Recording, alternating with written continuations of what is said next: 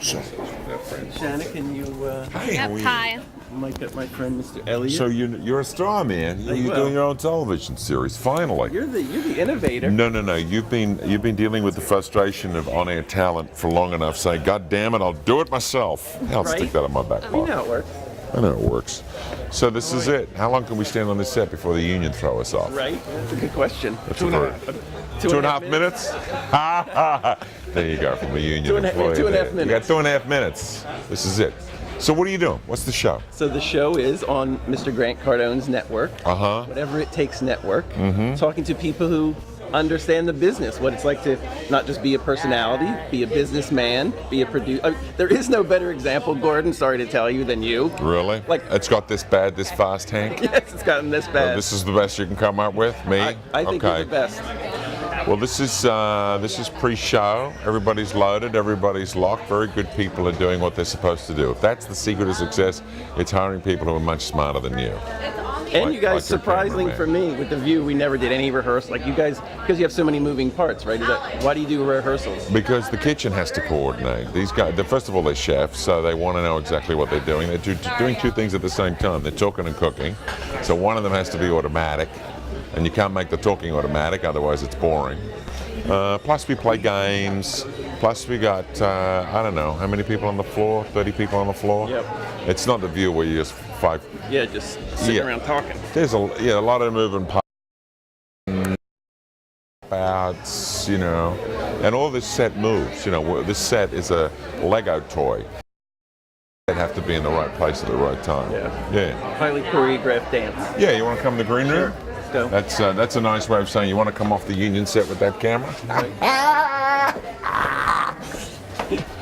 Thank you for doing this, Gordon. Not at all. Not at all. It's fun. It's fun to show off our little You know what was show. really fun? What?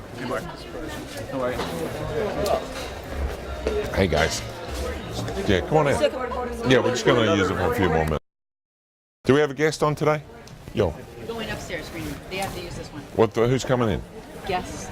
I could be in here for 10 We're and going- we'll we- move. I got don't mind that- moving in the middle. People are coming Who is right it? now. Who's coming in?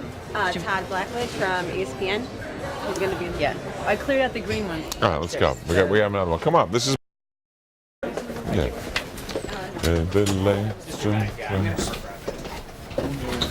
Sorry, Bill. My tastelessness knows no bounds. So, I go around apologizing all day for myself. You shouldn't. Oh God. Oh God. No, some days they should, trust me. Come on down. Alrighty. Makeup, dressing rooms. Hello. Looking good. There we go. There's the camera. Michael Simons. Daphne has the messiest dressing room, by the way. Mario. Big business going on in there. Business. Yeah. Oh, look, we have flowers. We have better lighting. We have everything. And you could also turn on that light as well. No, that's good. Come on in. Come on, sit down. Come on, Hank. We have an interview couch. We have everything. I gotta check your mic. Sure.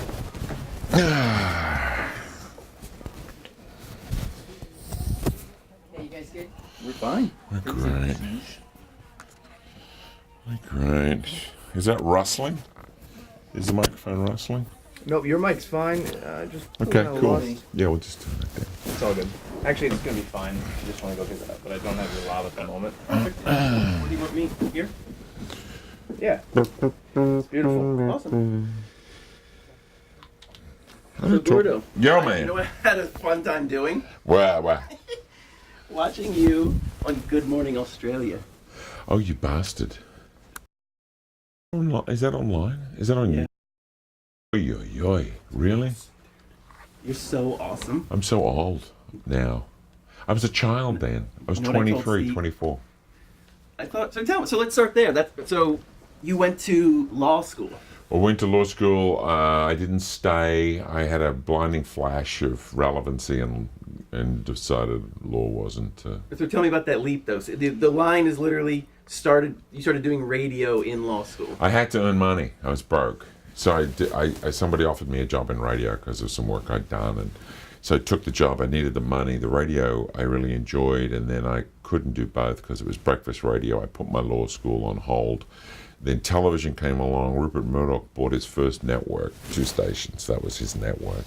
And he started a show called Good Morning Australia. I was 24. I was cheap and cheerful, and I did that show till I was 30. It was his first network show. It was on 2 stations, and then it grew. It was a good show. You were awesome, by the way. I had the courage of ignorance, by the way. The cats do not like you.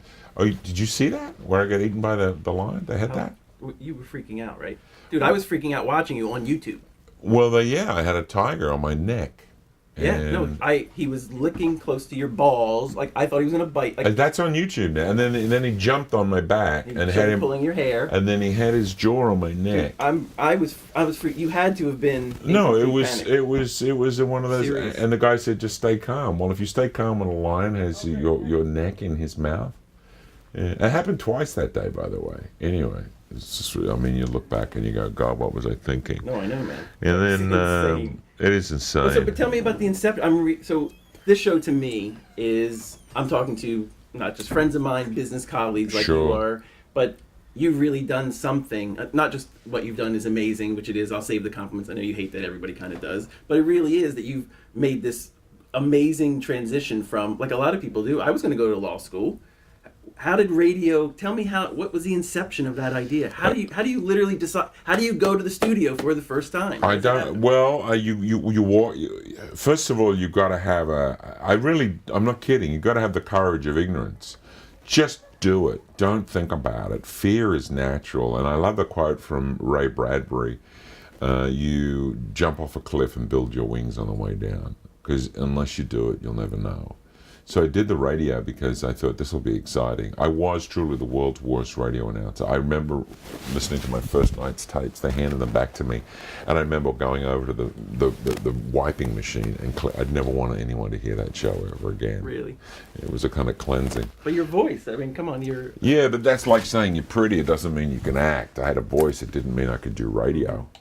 And then it took a year. It takes a year at least just to get your basics. And after that, it's desperation. You got to pay the rent, and you don't. And what else are you going to do? Fold laundry, and then television came along at a really good time in my life because I think you're fearless in your 20s. You don't know what consequences are.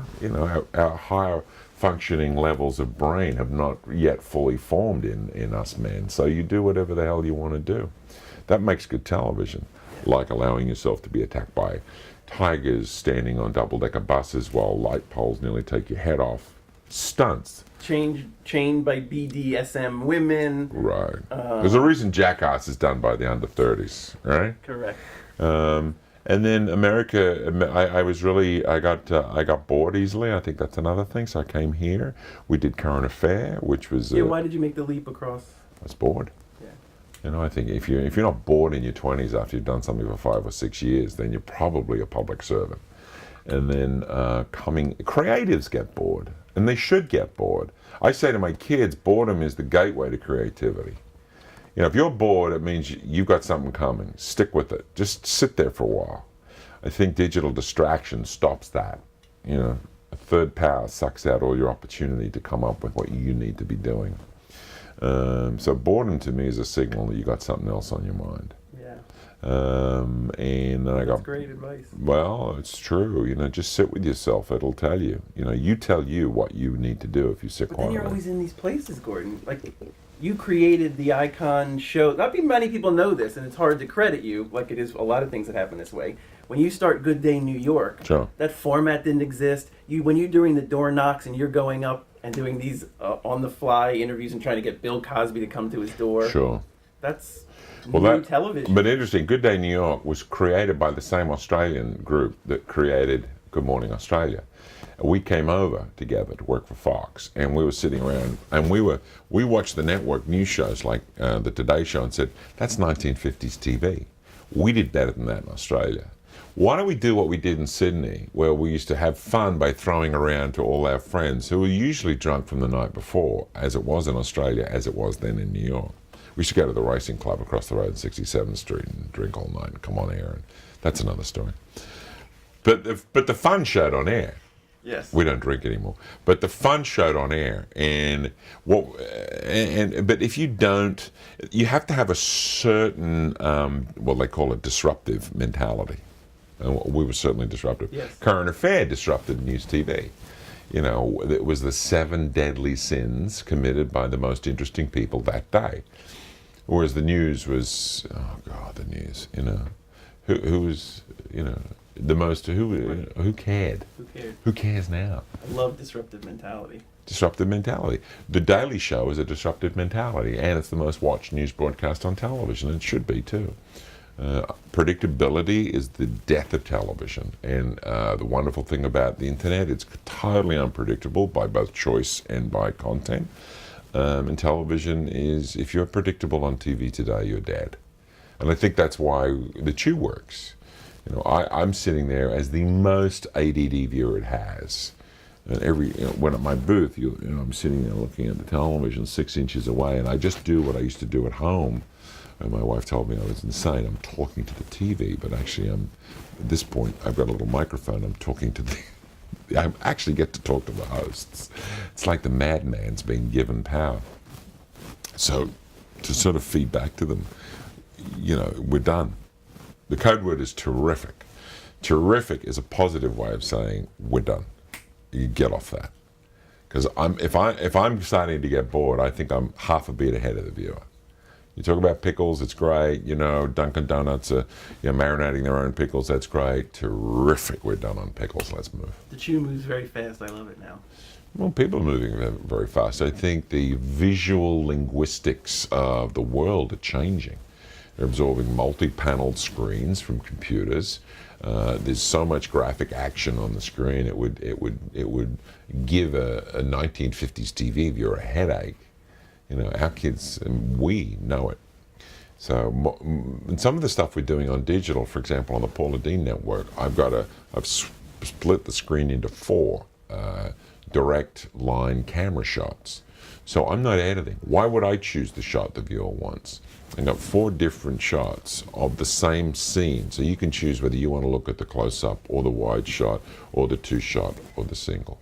Well, because let people me set it up so people understand. This is how, believe it or not, Gordon, you're an innovator. You're now starting a whole new network. Paula is outside of the blaze and what Glenn Beck did since then. It's the world's first digital lifestyle network. A lot of stuff going on. Very high. You know, with due respect to, Glenn Beck, and he was a pioneer, the production quality on this network is superb. Beautifully shot. Yeah, and Thanks the to option. you and Follow Productions. Well, we have a good team. Anything we touch, we want to make look good. And I do think that it brings in more viewers because it's just beautiful pictures. If you're dealing with food, you're dealing with a sensual relationship. There's no doubt about it. So you got to respect the food. I did a lot of, skateboarders getting it in the nuts is fine if you're watching it on an iPhone. But if you're going to be cooking something gorgeous, it needs lighting. How's it going? It's going great. Yeah. It's going great. It's just. Are you guys really happy with how the turn? We had hundreds of thousands of people register saying we want the network. So what we're doing now is in the process of getting those people through their 2-week free subscription period, so that they hang on the other side. Right. So we're putting Easter eggs on the other side of that 2 weeks out till the holidays. So they keep, I want to see that. I want to be part of that. And who knows? It's never been done before. So you had your own daytime talk show, the Gordon Elliott Show. How do you go from this huge, one of the biggest media careers, to then you're one of the largest producers of lifestyle and food television? Problem of being a host, I found when I had kids, was that your career can end in one phone call. You're a television host. The show goes off for whatever reason, trends change. You don't really control very much. And I was at the peak of my my career, and the syndicated show went away, and I was 40, and I felt that's stupid. You go to TV jail for 2 years unless you want to do gutter-proof commercials, and then so I came back as a producer, because for every show you have, first of all, it's more fun. Secondly, you control your choice of where you spend your time. Thirdly, you can sell as many television shows as you can produce, whereas you can only host maybe 1 or 2. And at the end of it, hopefully you have equity in something, instead of just doing terrible travel logs on cruise ships one day. You know, you actually own something. So after, when I came back, I just wrote what I would like to do that holiday, that summer holiday, and I sold it as a television show, and that was called Follow That Food and Door Knock Dinners, which was the door knock. And now we've got a few TV shows, and I've got really good people, and I get to choose what I want to do every day. Whether I want to be playing in the network show, whether I want to be in Savannah playing with Paula, or I want to be out in the field playing on a new show we might be developing. When you found Paula Deen. I found Paula Deen. It wasn't hard to find her. You just stop in Savannah and listen to the cackle. You find her. Well, people are interested in that. I am, certainly. I do that for a living. What did you see in Paul? Like, tell me how did you meet her? How does that come? How does that actual inception? I listen to people. It's harder today because everyone's looking for talent, but I listen to people I trust. And a friend of mine called me and said, I'm in Savannah. There's a woman whose food people are eating and crying over. What? They come in, they eat the food, and they cry. So I got to meet this woman. So I go down, I have lunch with her, and by the end of the lunch, I'm crying with laughter. The whole family, you just realize this is a unique group of people who just live for love. When someone comes into my office and starts talking about themselves as a brand, I shy away a lot because it means they've already made a cynical jump that you shouldn't be making. Paula's never made that jump. With all her success, people around her, of course, the Paula brand, the Paula brand. Paula, I just want to feed people. She's still in her sense. She still has the human truth of food is love. I'll make you feel better, and that gives me pleasure. She's on a mission. She's on a mission. You got to have that, and I could see that from the first day. And I think that's the reason she'll always be successful. I mean, critics, when you get that big and you suddenly hand them a weapon like she handed them, they're going to beat you up. But her fans sense that love. They see her sincerity. She's a good woman, and we make mistakes. So, whatever, we move on. Party's starting downstairs. Party's starting. Whew, that's some base. What time do you have to get out? What time is your... No problem. They're going to come get you. No problem. What's interesting to me is, and you've done the same thing, is I think you're super. I have an answer for you. You can tell me whether I'm right or wrong. Fascinated to hear. Your superpower is, as a businessman, the reason you're successful today is you're a performer. Yeah, I understand that. I kind of know what's going on in the mind of the person in front of the camera. Yeah, I put myself in their shoes, which makes it easy for me to talk to them. This business is very egocentric and brings a lot of people Oh, why wouldn't it be? to it that aren't concerned about what's going on behind those cameras. Yeah. That's the only thing you should really be considering. Yeah. Sure, be your, like, there's this medium. You don't, I mean, sure, very few, the artist part. I don't consider myself an artist. I don't know whether you do. I don't have the right to just show up and do whatever the fuck I want to do. I haven't earned that right, and I don't even know if that's what I want to do. Right. I want to do something for the audience. That's a whole different mindset. Right. That's a performer mindset. I think you're successful. Follow Paula, everything you've done because you started in radio. You moved to television. You started to learn and think and understand, what does the audience want of me? And you started to. I think all performers that need to be recognized as an insecurity. It's a negative, not a positive. Most performers are filling a void. And you've got to make sure they feel confident that they have permission to do what they need to do to fill that void. Whether it's look at me, look at me, look at me. You know, mummy, pay attention, or big brother, pay attention, or daddy, look at me, look at me. So you have to give them permission to be who they are, and then you have to get rid of all the voices in their head that say you shouldn't be doing this. It's really funny how many times you go. Do you think that was true for you? Did this come from a place of... Absolutely. I projected my mother when I used to look at this, because she was unconditionally, approving when I was growing up. And the voice in my head that would pull me back was a mixture of other experiences as a Catholic schoolboy. Elliott, shut up and sit down, you've got a big mouth. So, well, actually my big mouth is what they're paying for right now. So don't whip me for it. But as I get older and I look at performers, on any show, you go, you've got voices in your head, and they can jump in at the oddest times. I mean, they're flying, they're doing great, they're in the moment, they don't even know there are cameras in the room, they're buzzing off the energy of the event, and then suddenly go, I go, what the hell happened? Who did you hear? I go, oh, well, I thought maybe I shouldn't have done that. Who told you shouldn't have done that? Well, I read this Twitter thing. Ah, Twitter, you're reading your Twitter. I gotta say, Twitter and Facebook are the complete cancer of free creativity today. I tell my guys on camera, do not read Twitter. That's like going home and beating your psyche into it. That's like anti-Freud. Just you wanna hurry yourself up a little as a performer, go read Twitter. Yep. People are so concerned about how people view them and the haters and wanting to get it all right and please everybody. It's the bane of our business. It's like pouring acid on your creative soul. I would never do it.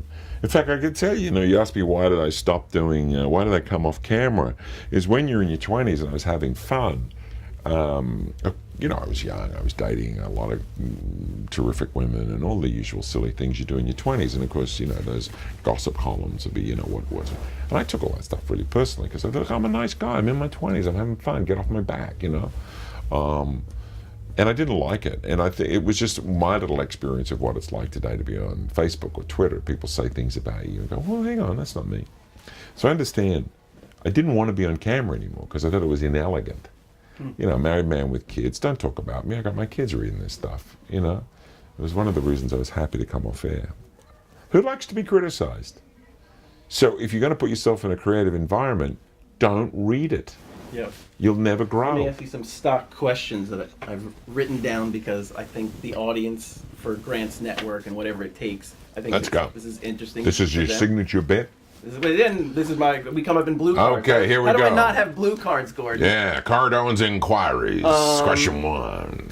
What was your big break? What do you consider the big break? When a producer on a radio show, said to this kid who came in who was doing a college essay, you're asking about what I do for a living. I want to know what your answers are when you're finished. Come back, I'll have you on my show as a guest. Huh? Yeah, I'll put you on radio. You put me on radio, and the host was so generous, a 5-minute interview turned into a 2-hour laugh fest, and I had a career from that day on. Who was that? Bob Rogers. He was a morning television, radio guy in Sydney, Australia. Lovely man. What are you best at? Overall, everything. Listening. Listening. For a guy who talks a lot, I listen well. Not just what you're saying. Where'd you get that? My mother and my therapist. My mother was not my therapist. Well, maybe she was. What do you consider the most important qualities of a media personality? Being honest. The truth is always successful, and it connects to all humanity. And if you're not truthful, you're dead. You can fake it for a while, but you won't really make it. What mission are you on? Like, what are you trying to accomplish? Well, this is very simple. To leave something behind that benefits rather than exploits. I came off syndicated television because I felt I'm only polluting the community cesspool with the stuff that Fox wanted me to do at the time. I said, I don't want to do this. This doesn't benefit anyone. But I think food, finding people who deliver strong, clear, positive messages. I mean, all the shows I do, I'm very proud of. That if you watch them, your life will be enhanced. You'll have fun. It'll remind you of what the joy is and what the priorities are. You don't lead with, your that worthy stuff, but it should be in your thinking. Yeah. What was your biggest career setback? Well, when the syndicated talk show went away, I didn't realize that the host gets hung. Were you crushed? I was surprised. Took it personally? Well, I had 2 kids, brand new. It got me a chance to stay home with my boys when they were born and help raise them and be a house husband. But the phone literally did not ring for 2 years. So at 40, when you've been working for 20 years, getting your career going, and suddenly you're poisoned, you go, wow. I remember I used to come to New York and sit in my car and look at people who are working and go, wow, people do stuff every day. I wonder what they do. It hadn't worked for 2 years. It's quite an experience when you had 2 or 3 jobs at a time. Humbling, which sets you up as a businessman, by the way. I don't believe anyone, particularly Grant, and no one can be a successful business unless they've faced a crippling failure. Otherwise, you don't have the mindset to survive in your next stage. I agree. What flaws make people famous? We kind of talked about it, but Self-obsession. Yeah. Self-obsession. They're Funny. self-obsessed. I mean, to be honest with you, the bigger you are, the more likely it is. It's very unusual that wisdom accompanies it. It's great if it does. And there are guys out there, but mostly it's self-obsession.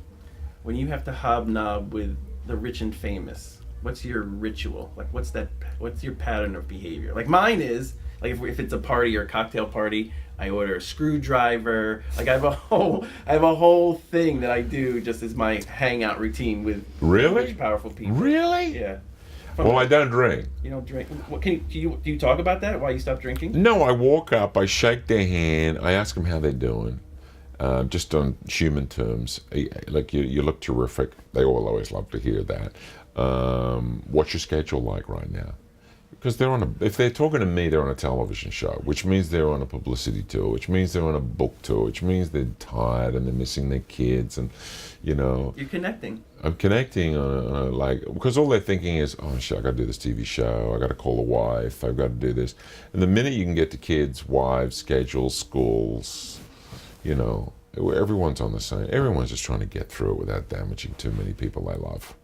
We had the first lady on the other day. We just talked about kids. That's it. What else? Do you talk about why you stopped drinking? I don't think I've ever heard that story. I stopped drinking actually the first night I went out with Paula Deen. We were in Vegas. I took her to Vegas to do her first television show. She likes to play poker, and at the time so did I. And we got at the tables at 8 a.m. We got off the tables at 9 a.m. And I went back to my room and I thought, if I really want to own my own company and run it responsibly, I can't drink. And I certainly can't drink and hang out in Vegas for 12 hours. Were you a fucked up drunk? No, I wasn't a fucked up drunk. When you drank and got fucked up. No, Okay. no, I was just it was So why just stop? because I had to get up in the morning and host and direct and produce a television series that I was responsible for, and people were giving me millions of dollars to make TV, and I was, what the fuck? You can't turn up hungover. You can't turn up not clear-minded. There are people working with you. You're responsible for the payroll. So I said, look, it was April Fool's Day, 2000, a good day to give up drinking. I said, this is it, I'm done. And I had two little boys who wanted to get me out of bed at 6 a.m. on the weekends to play, and I couldn't say no. So, okay, it's done. It was age appropriate for its time. Who helped you? There were two people who really helped me. One of them was a guy called Peter Brennan, who was one of my first producers and producer. He was a young man then, and then he went on to create Good Day New York, A Current Affair, Judge Judy, Judge Joe, and we'd started the Good Morning Australia together in Sydney. He really helped me. He believed in me. He saw this 23-year-old wise-ass kid and said, your narcissism is perfect for television right now. And then Judy Gerard on Food Network. We said, Gordon, I think you're ready to be a producer, not just a host. And she started me as a producer on Food Network, and now everything else I do is as a result of that. How critical is that, do you think, those relationships? It's your life on a pin. Your life turns on a pin. So you've always got to have your mindset ready. I mean, after 2 years of unemployed, I was not feeling the best about myself. And when someone says, I think you're ready, you've got to still have that flame of self-belief burning somewhere. Instead of going, well, it's funny how many things you can throw in front of yourself. Well, my wife's she needs to, I'm thinking of moving to California and doing a game. She said, no, I think you're ready. I remember she gave me $10,000 to produce a sizzle reel for my first. And at that point, my mortgage was about to go into the second month of not being paid. I'd lasted 2 years on my savings. And I needed a gig. I was holding out for some game show, the game show. And she gave me that sizzle reel, and I did it, and I took that check and ran to the bank. And that's just the point where Been there. Yeah, we've all been there, and that was it from then on. What's the difference between for you or any personality on and off air? I hope for me, very little. I think good personality, like Paula, people I love, it's nothing. The energy comes down a little bit. You can't live at that pace. But your concern and focus for others should be pretty much consistent. That's true of my crew downstairs at the shoe. We went through 180 people over 6 months, and all I was looking for was real people with good dinner party manners. They listened to others, they didn't interrupt, they had a good line, They had some, and they were useful. It's not all about you. It's about the people you're working for, which is the viewers. What I got? Good. Hey, glad to see you a star. Right? Well, you know what? You know what to ask. You've been dealing with talent your whole life. I was on air for 2 years at Oxygen. There you go.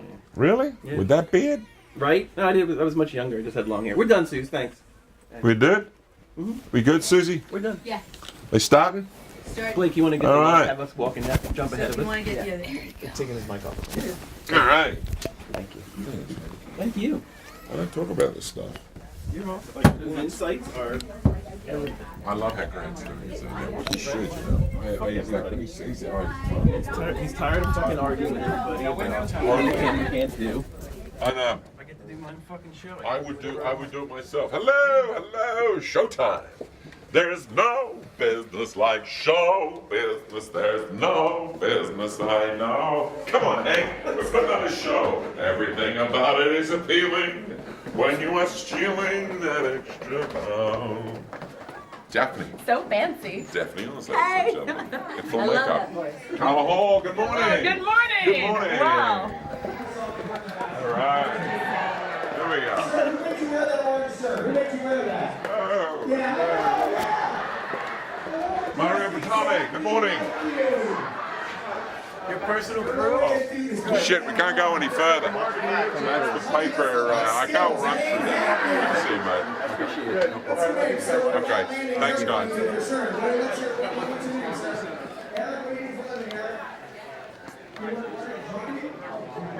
Like snap.